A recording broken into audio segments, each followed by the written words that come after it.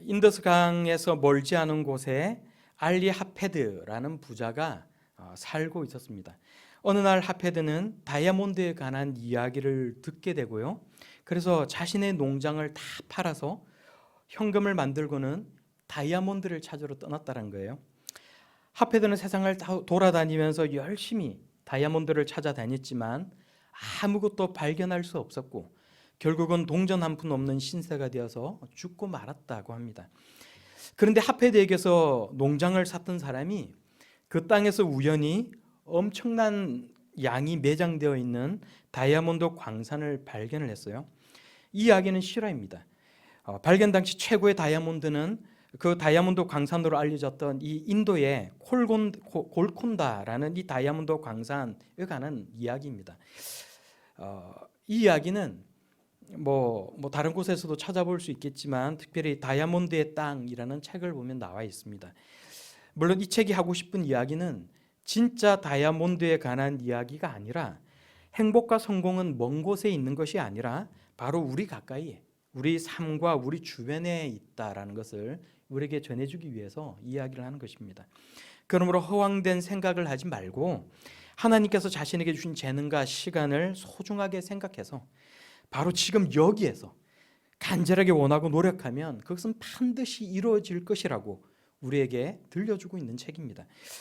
저자는 러셀 코넬이라는 사람이고요. 이 러셀 코넬은 미국 템플 대학교를 설립했고 또 예일 대학교를 졸업하고 나서 한때 변호사로 활동을 하기도 했던 목사님이에요. 러셀 코넬이라는 사람은 원래 무신론자였다고 합니다. 근데 예수님을 믿지 않았던 이 러셀 코넬이 변호사를 그만두고 목사가 되어서 자신이 그동안 벌었던 수많은 재산들을 가지고 템플 대학교, 미국에 있는 템플 대학교를 설립을 했고 고등 코넬 신학교를 만드는 데 쓰면서 완전히 바뀐 그런 인생을 살았던 그 이유는 미국 남북 전쟁 당시에 있었던 일화 때문이란 거예요. 러셀 코넬이 미국 북군의 그 장교로 전쟁에 참여를 하게 되었습니다. 그런데 이 러셀 코넬이 살던 지역의 주민들이 전장으로 나가는 이 사람한테 멋진 지휘용 칼을 만들어서 선물을 했다는 거예요. 하루는 남군이 이제 이 러셀 코넬이 지휘관으로 있는 이 부대에 급습을 해가지고 너무 당황을 해서 미처 지휘용 칼을 챙기지 못하고 허겁지겁 후퇴를 해서 강을 건너서 이제 옮겨왔는데 이 남군이 이쪽으로 넘어올까봐 겁이 나서 이 다리에 불을 질렀다는 것입니다. 그런데 이 지휘용 칼을 가지고 못 가지고 왔잖아요. 그런데 그 부대에 나이 어린 병사가 하나 있었는데 이 병사가 그 불이 난 다리를 뚫고 막 이 총을 쏘는 그 남군 사이를 지나가서 이 러셀 코넬이 있던 그 천막 속으로 들어가서는 이 지휘용 칼을 들고는 뛰쳐나왔다는 거예요. 그리고 막 불이 나서 언제 이 다리가 무너질 줄도 모르는 그 다리를 불 속을 이제 헤집고는 나와서 온몸이 다 불에 걸린 채로 와서는 러셀 코넬에게 이 지휘용 칼을 건네주고는 죽고 말았다는 거예요. 근데 이 어린 병사가 죽기 전에 이 존 링이라는 사람이라고 소개를 하고 있는데 이 부대원이 러셀 코넬에게 했던 말이 있다고 합니다. 이래요. 저는 죽음이 두렵지 않습니다. 부활하신 예수님을 믿기 때문입니다. 그 말을 하고 죽었다는 거예요. 원래 무신론자였던 이 러셀 코넬한테 이 사건과 이 어린 소년이 했던 말은 너무나도 충격적이었다고 합니다. 그리고 러셀 코넬은 이 사건으로 결국은 그리스도인이 되었고 전쟁이 끝난 뒤에는 이제 변호사를 그만두고 목사가 되었다는 거예요. 그래서 평생 미국 전역을 돌아다니면서 5,000번 이상의 강연을 했고 또 자신이 쓴 이 다이아몬드의 땅이라는 책은 미국에서 성경책 다음으로 가장 많이 팔린 책이 되었다고 합니다. 지금도 끊임없이 출판이 되어서 세계 여러 나라로 번역이 되고 있고요. 우리나라 서점에도 여러분 검색을 해보면 이 책이 나와요. 특별히 그 청년들은 한번 꼭 읽어보면 좋겠다라는 생각을 저도 읽으면서 해봤습니다. 러셀 코넬이 이 존 링이라는 부대원이 이 죽었던 이 사건을 회고하면서 쓴 글이 있어요. 이렇게 썼습니다. 사랑한다는 것, 무엇을 강구한다라는 것은 그런 것입니다. 자신의 모든 것을 내던지는 것입니다. 그래야만 이룰 수가 있습니다. 사랑한다는 것, 무엇을 강구한다는 것은 자신의 모든 것을 내던지는 것입니다 라고 이야기를 했어요. 근데 우리가 생각을 해보면 예수님께서 자신의 모든 것을 내던지시고 십자가에서 고난당하시고 죽으셨고 그 2000년의 그 예수님의 그 고난의 사건이 바로 나의 구원을 이루시기 위한 것이었다는 것을 여러분 믿으십니까?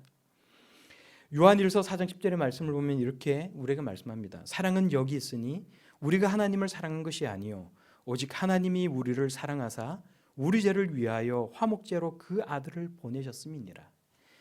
예수 그리스도의 십자가의 사건과 이 부활이 지금의 우리 정체성을 설명할 때 내가 누군지 내가 어떤 사람인지에 관해 내가 누군가에게 설명을 할 때 빠질 수 없는 이야기가 될 수 있어야 되겠습니다. 우리 미래에 대한 희망과 소망이 될 수 있어야겠어요. 오늘 성경 본문의 말씀을 보면 토요일이었던 안식일이 지나고 이제 1월 새벽에 여인들이 예수님의 무덤을 보려고 가요. 이제 오늘 우리가 보는 본문 말씀이 이렇게 시작을 하고 있지 않습니까? 마가복음을 보면 조금 더 자세하게 그 새벽에 무덤가 묘지로 갔던 이유가 나와 있는데 예수님의 시신에 향품을 바르기 위해 갔다는 거예요. 유대인들은 장례를 치룰 때 시체에 향품을 넣고 향유를 발랐는데 예수님이 돌아가시던 그 금요일에는 너무나 급작스럽게 예수님이 체포가 되시고 사형 선고를 받으시고 그 집행이 이루어졌기 때문에 미처 향품과 향유를 바를 시간이 없었다는 것입니다.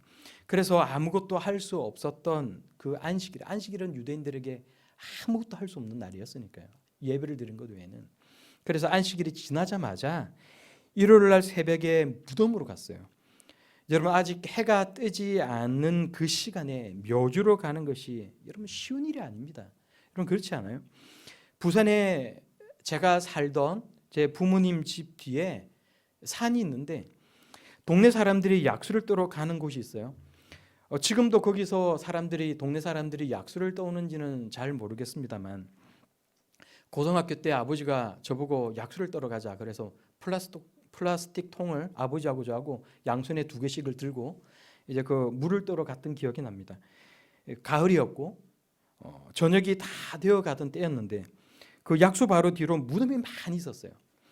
해가 떠 있을 때는 괜찮았는데 산에 올라가서 이제 물을 받으려고 하는데 해가 지는 거예요. 그러니까 보통 가을 산을 보면 여러분 어떤 생각이 드십니까? 참 예쁘다 그런 생각하지 않으세요? 근데 해가 지기 시작하니까 그 무덤이 보이고 거기 나무가 이렇게 서 있는 게 그게 은근히 무서운 생각이 드는 거예요. 물을 다 받고 산을 내려오는데 제가 이걸 아버지 무섭다고 아버지한테 말도 못하고 물통도 무거운데 이걸 낑낑 들면서 이렇게 산 밑으로 내려오는데 비로소 동네가 보이고 지나다니는 사람들이 보이니까 제가 마음속으로 이게 얼마나 안심이 되는지 몰라요. 날이 아직 밝고 산을 오르내리는 사람들이 이제 올라갈 때는 주위에 있었는데도 무서운 마음이 그렇게 들 수도 있는데 이 여인들이 2000년 전에 그 묘지로 아직 해가 뜨지 않은 그 미명에 어두컴컴할 때에 이 묘지로 갈 때 그 마음이 얼마나 무서웠겠습니까? 예수님을 사랑하지 않으면 결코 할 수 없는 행동 그것 아니었겠어요? 죽은 예수님을 위해 마지막으로 자신들이 할 수 있는 일을 다 하겠다라는 일념으로 그렇게 간 것 아니겠습니까? 시신이 더 썩기 전에 조금이라도 빨리 시신에 향품을 바르고 넣고 향유를 바르겠다는 마음으로 갔다는 거예요. 저는 이 본문의 말씀을 읽으면서 그런 생각이 들었어요. 예수님이 얼마나 이 여인들이 예수님을 사랑했으면 저럴 수가 있을까? 진실한 사랑은 두려움을 이기고 어떻게든 표현이 되는 것이구나라는 생각을 했습니다. 이제 내일부터 사회적 거리두기가 풀린다라고 말을 해요. 사적 모임도 허용이 되고 또 코로나에 걸려도 이제 자기가 알아서 치료하고 격리하는 것도 스스로가 알아서 판단하고 하면 된다는 거예요. 심지어 좀 지나면 이제 마스크 착용하는 것도 풀릴 것이라는 말이 있습니다. 지금까지 코로나에 걸릴까 봐 교회에 안 나오던 사람들이 어느 날 갑자기 이제 얼마 전부터 허무하게 코로나에 걸리기 시작하고 또 한 집 건너 한 집씩은 다 코로나에 걸렸다라는 말이 나돌 정도로 많은 사람들이 급격하게 코로나에 감염이 됐어요. 목회자들은 모여가지고는 이제 성도들이 온라인 예배에 익숙해져서 이제 현장 예배 교회 나오지 않을 거다. 뭐 이런 우려를 많이들 했지만 정작 얼마 전에 국민일보에서 여론조사를 해보니까 기독교인들을 대상으로 여론조사를 해보니까 이제 온라인 예배를 드리는 건 지긋지긋하다. 이제 교회로 나아가서 현장 예배를 드리고 싶다라고 답변을 한 사람이 그렇지 않다라고 온라인 예배를 계속 드리겠다라고 답변한 사람보다 훨씬 더 많았다는 것입니다. 제가 어제 신문 기사를 보니까 대략 1000년 전에 발견된 토리노 수위라는 게 있어요. 이 토리노 수위라는 것을 가지고 예수님이 사망했던 원인이 무엇일까 분석한 기사가 있습니다. 여러분 뭐 이렇게 핸드폰으로 이따가 예배 끝나고 난 뒤에 검색해 보면 다 나올 거예요. 이 토리노 수위가 뭐 진짜다 가짜다 뭐 이런저런 말이 많이 있지만 이 대학병원의 신경과 의사가 이제 이 예수님 시신을 감사한 수위라고 알려진 이 토리노 수위를 통해서 이렇게 이제 의학적으로 살펴보니까 이제 거기 찍힌 예수님 모양이 있는데 오른쪽 팔이 왼쪽 팔보다 10cm 가량 더 늘어나 있더란 거예요. 그러니까 오른쪽 어깨가 탈구가 되어서 그런 것이다라고 이야기를 하고 아마 어깨가 탈구된 상태에서 십자가에 매달리는 바람에 그 속에 있는 동맥이 찢어져서 심각한 내부 출혈이 있었을 것이다. 그래서 예수님의 옆구리에서 물이 나왔다라고 성경이 기록을 하고 있는데 그것이 아마 뇌척수액일 것이다 이렇게 추정을 했어요. 근데 그 기사 밑에 이제 사람들이 막 인터넷에 달아난 댓글을 보면 이런 글이 있어요. 막 이런저런 뭐 욕을 한 기독교 사기다. 너희들이 헌금하는 돈을 목사가 다 가져간 목사가 다 가져간다. 뭐 이런 말도 있고 막 뭐 있지도 않은 신을 어리석게도 믿느냐 뭐 이런 글도 있고. 근데 놀랍게도 수많은 글들이 막 이런 뭐 정말 자신의 신앙의 고백을 한 수많은 글들이 있어요. 근데 그 중에 이런 글이 있습니다. 나는 복을 받지 못해도 평생을 가난하게 살아도 괜찮다. 예수님이 나를 위해 십자가에 달려 죽으셨고 부활하신 것만으로도 나는 충분하다. 자, 이 글을 읽으면서 그런 생각이 들었어요. 야, 이런 사람은 세상이 감당할 수 없는 사람이겠구나. 이런 사람을 세상이 어떻게 이기겠어요? 핍박을 하면 핍박할수록 더 하나님 앞으로 나아가는 사람. 그런 사람 아니겠습니까? 기독교를 비난하는 수많은 글도 있지만 많은 사람들이 쓴 댓글 속에 공통된 표현이 있는데 여러분도 한번 찾아보세요. 공통된 표현이 예수님 감사합니다. 사랑합니다. 아무리 교회 출석하는 사람들이 많이 줄어들고 있고 예수 믿는 사람이 지금 이 시대에 줄어가고 있다라고 이야기를 하지만 여전히 알곡 같고 보화 같은 진짜 그리스도인들은 줄지 않고 있다는 것입니다. 자기가 누구인지도 모를 그 인터넷 기사 밑에 댓글을 쓰는 게 뭐라고 거기에다가 자신의 마음을 표현해 놓은 걸 여러분 한번 읽어보십시오. 유튜브에 찬양곡을 찾아보면 밑에 막 댓글들이 달린 것을 여러분 볼 수 있어요. 거기에 자신이 누군지도 모를 사람들을 향해서 자기 신앙 고백을 해놓는 사람들이 있습니다. 기도문을 쓰는 사람들이 있고요. 짧은 간증을 써놓은 사람들이 있어요. 누군가 기도문을 써놓거나 간증을 써놓으면 그 밑에 또 댓글을 달아요. 힘내시라고 막 댓글을 달고 내가 당신을 위해서 기도하겠노라 댓글을 쓰는 사람들이 있어요. 정말로 하나님을 사랑하면 표현되지 않고는 견딜 수가 없는 그 마음이 있기 때문에 그런 행동들을 하는 것입니다. 사랑은 말로든 행동으로든 표현되기 마련이에요. 사랑은 여기 있으니 우리가 하나님을 사랑한 것이 아니요 오직 하나님이 우리를 사랑하사 우리 애를 위하여 화목제로 그 아들을 보내셨습니다. 십자가의 사건은 우리에게 표현된 하나님의 사랑이고 죽음을 이기고 무덤에서 부활하신 그 예수님이 우리 부활의 첫 열매가 되게 하신 이 사건이 우리에게 표현된 하나님의 사랑이라는 거예요. 예수님의 부활이 없으면 우리의 믿음은 헛것이 되어버리고 우리가 가지고 있는 우리의 이 현재 우리가 가지고 있는 이 한계를 뛰어넘는 미래에 대한 소망과 희망도 다 헛것이 되어버리고 맙니다. 예수님의 부활이 없으면 예수님의 십자가의 고난과 죽음은 그냥 저주로 끝나버리고 마는 거예요. 예수님의 부활이 없으면 구원도 우리에게 약속되어 있는 그 천국이라는 것도 하나님의 사랑이라는 것도 다 거짓말이 되어 버릴 수밖에 없다는 것입니다. 그러나 예수님은 부활의 새 아침을 여시고 우리를 향한 하나님의 사랑이 진짜라는 것을 우리에게 증명해 보여주셨습니다. 무덤을 막고 있던 돌을 옮겼던 그 천사가 여자들에게 하는 이야기를 여러분 들어보십시오. 오늘 본문 말씀 5절에서 7절까지의 말씀을 우리가 다시 한번 같이 읽어보도록 하겠습니다. 5절에서 7절까지 말씀입니다. 시작. 천사가 여자들에게 말하여 이르되 너희는 무서워하지 말라. 십자가에 못 박힌 예수를 너희가 찾는 줄을 아노라. 그가 여기 계시지 않고 그가 말씀하신 대로 살아나셨느니라. 와서 그가 누우셨던 곳을 보라. 또 빨리 가서 그의 제자들에게 이르되 그가 죽은 자 가운데서 살아나셨고 너희보다 먼저 갈릴리로 가시나니 거기서 너희가 배우리라 하라. 보라, 내가 너희에게 일렀느니라 하거늘. 아멘, 아멘. 그가 여기 계시지 않고 그가 말씀하신 대로 살아나셨느니라. 예수 그리스도께서 사망 권세를 이기시고 살아나셨느니라 이야기를 하는 거예요. 여자들을 향해, 그리고 오늘날 우리를 향해서 돌을 옮긴 천사가 말을 하고 있는 것입니다. 천사가 돌을 옮겼다라는 것은 단순히 부활하신 예수님이 걸어 나오실 수 있도록 하기 위해서 하였다는 것이 아니라, 천사가 돌을 옮긴 것은 예수님께서 부활하셨다는 것을 우리에게 드러내 보이기 위해 한 행동이라는 거예요. 살아있는 사람을 죽은 사람들 가운데서 찾지 말라는 것입니다. 절망과 낭패와 패기감 가운데서 다만 마음의 위로를 얻기 위해 예수님을 찾을 것이 아니라 희망과 소망을 가지고 힘차게 오늘을 살아갈 수 있는 성도들이 되라고 우리에게 말씀하고 있는 것입니다. 천사가 말을 하는 거예요. 그가 죽은 자 가운데서 살아나셨고 너희보다 먼저 갈릴리로 가시나니 거기서 너희가 배우리라. 여자들이 무서움과 큰 기쁨을 가지고 이 말을 듣고는 무덤을 떠나서 제자들 향해 달려갈 때 부활하신 예수님이 그들을 만나시고 또 말씀을 하시는 거예요. 우리가 10절 말씀을 다시 한번 읽어보도록 하겠습니다. 시작. 이에 예수께서 이르시되 무서워하지 말라. 가서 내 형제들에게 갈릴리로 가라 하라. 거기서 나를 보리라 하시니라. 아멘, 아멘. 거기서 너희가 배우리라. 그리고 예수님께서 거기서 나를 보리라 말씀하시는 거예요.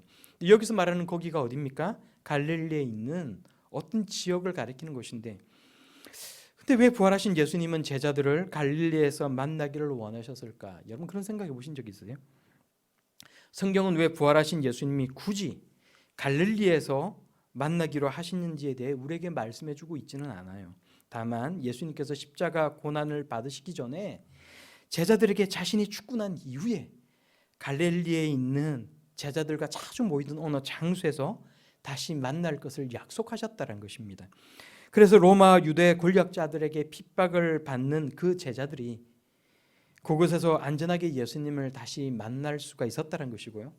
그리고 유대 지역이 아니라 갈릴리라는 이 이방 지역을 꼭 집어서 예수님께서 말씀하셔서 이것이 앞으로 이방인들을 향한 복음 전파가 본격적으로 있을 것이라는 것을 우리에게 예고해 주고 있다는 것을 우리가 알 수가 있어요.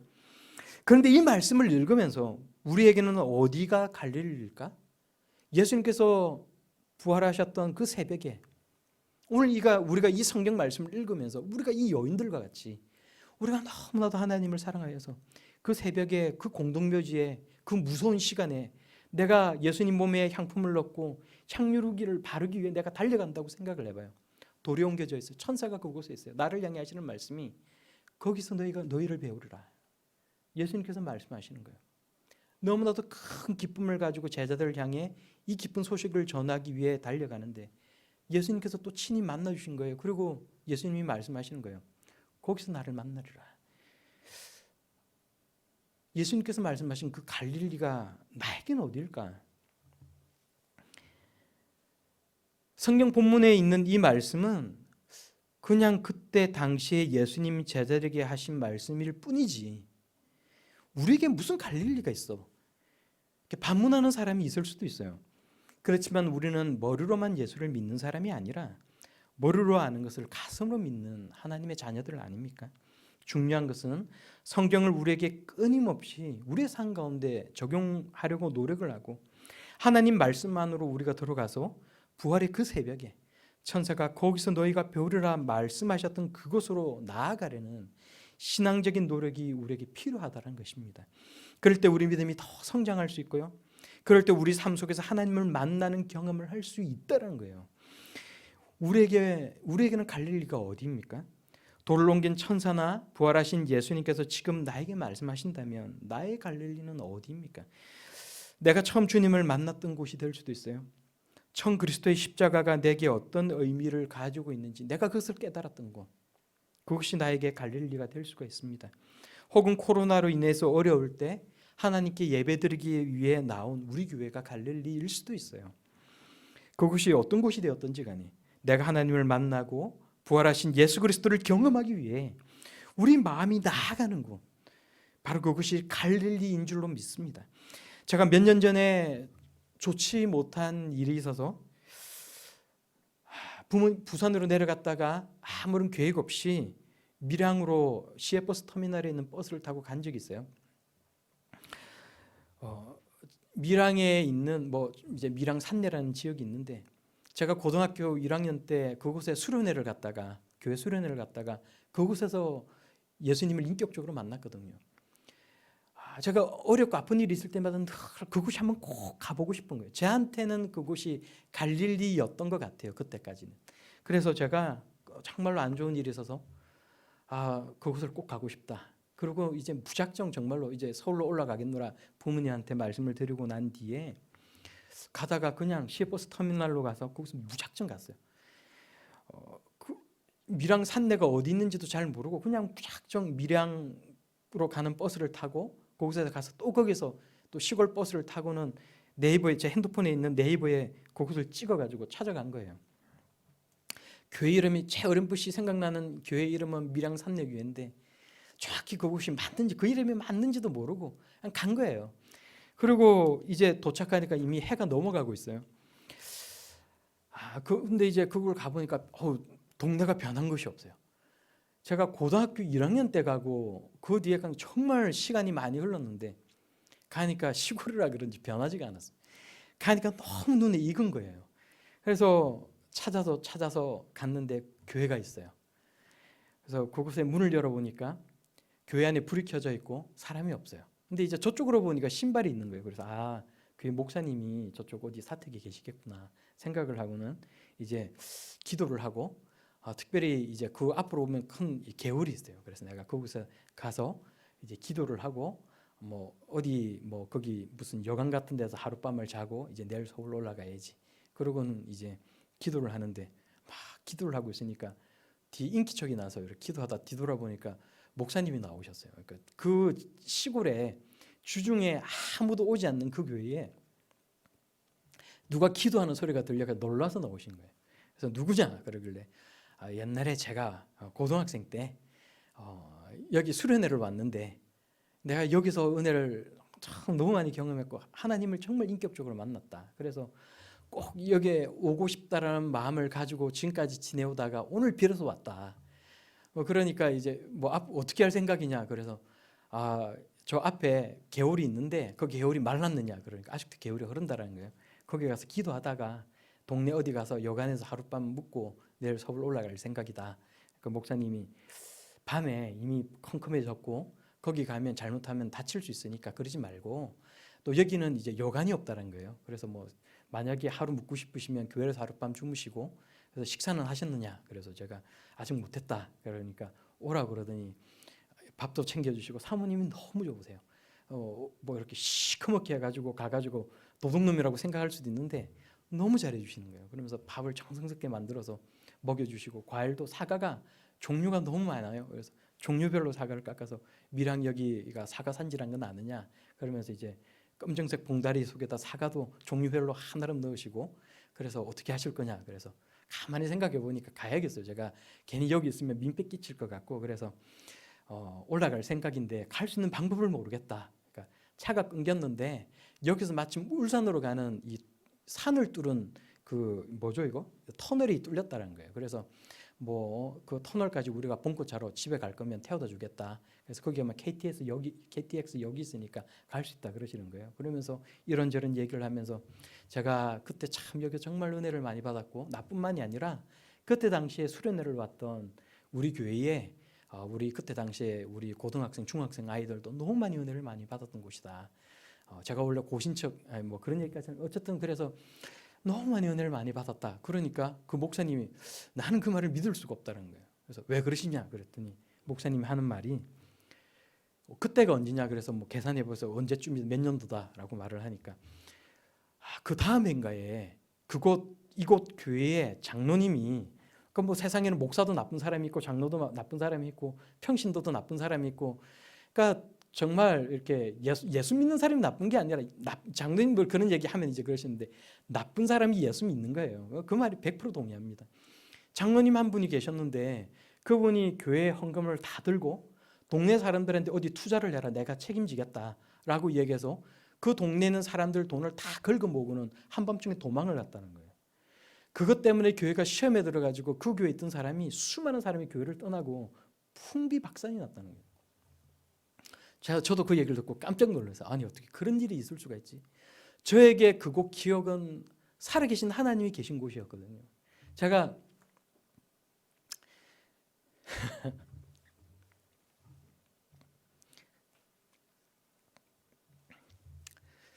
제가 그곳에서 하나님을 만나고 제가 이제 대학생 때도 교회에서 한번 수련회를 갔는데 제가 이제 그 교회를 더 이상 출석하지 않았는데 이제 따라간 적이 있어요. 그때도 너무 많은 은혜를 경험한 거예요. 놀라운 은혜를 정말로 경험했고 저뿐만이 아니라 다른 사람들도 거기서 너무 많이 은혜를 경험한 거예요. 제가 그 얘기를 듣고는 믿기지가 않는 거예요. 그래서 제가 더 그런 생각을 했어요. 내가 여기 있을 것이 아니라 여기가 나의 갈릴리가 아니구나. 그래서 내가 살아가는 그 자리 하나님이 계신데 내가 왜 굳이 하나님을 만나겠다고 여기 내려오려고 했을까? 그런 생각을 하고 올라왔던 기억이 나요. 여러분 제가 초반에 서두에 다이아몬드의 땅 얘기했던 거 기억이 나십니까? 그 책을 읽어보면 다이아몬드를 찾기 위해서 자기가 가지고 있던 재산을 다 팔아서 세상 곳곳을 찾아다녔지만 결국 다이아몬드를 발견하지 못하고 죽었는데 그 사람이 팔았던 그 땅에 다이아몬드 탄광이 광산이 있었다라는 이야기 여러분 생각나세요? 러셀 이런 얘기를 하는 거예요. 러셀 코넬이 우리의 다이아몬드, 우리의 보물은 어디 먼 곳에 있는 것이 아니라 내가 살아가고 있는 이 지역이 다이아몬드의 땅이라는 거예요. 내 주위 사람들에게 다이아몬드가 있다는 거예요. 오늘을 살아가라는 거예요.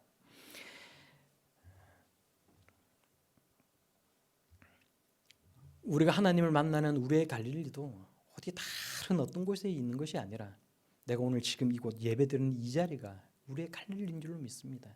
내가 하나님을 잘 믿기 위해서 하나님을 경험하기 위해서 내가 간절한 마음으로 예수 그리스도를 만나기 위해 오늘 이 자리에 나와 있다면 이 자리가 바로 하나님께서 여러분을 만나주시는 우리의 갈릴리라는 거예요.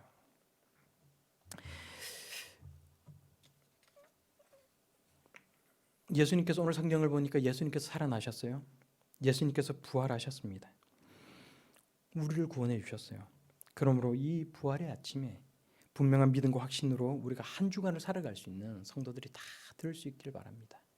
끊임없이 예수 그리스도를 만나기 위해 노력하고 나의 갈릴리가 되는 우리 교회, 나의 갈릴리가 되는 내가 살아가는 나의 지역, 내가 속해 있는 공동체, 내가 기도하기 위해서 손을 모으고 있는 바로 그 장소, 거기가 바로 갈릴리라고 생각하시고 살아계신 하나님께서 나를 만나줄 것을 기대하면서 나아갈 수 있는 저와 여러분들이 다 될 수 있기를 바랍니다.